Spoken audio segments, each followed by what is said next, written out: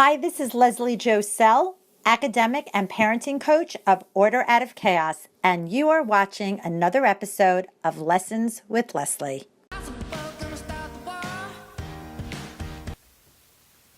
How many of you need music to stay focused? I know I do. So why should your student be any different? I talk to tons of parents all day long, and their number one complaint is that they think that music is distracting to their students. And it really isn't. It's the changing of the iTunes or the Spotify all day long that is. So here's my tip for you. Have your student create a 30-minute playlist. No more, no less, and that's what they're going to listen to when they get their homework done.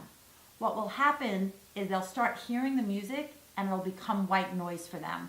But not only will it be an instant motivator, because when they hear the music, it'll get them going when they're doing their homework, but it will also act as a timekeeper. I have students who tell me that when they hear Mumford & Sons, they know they're 15 minutes in, and that when they hear the fray, they know they're in the home stretch.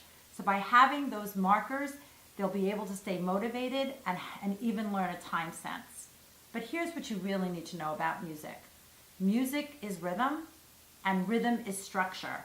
And that structure helps your student attend, plan, and initiate. They need it to get going.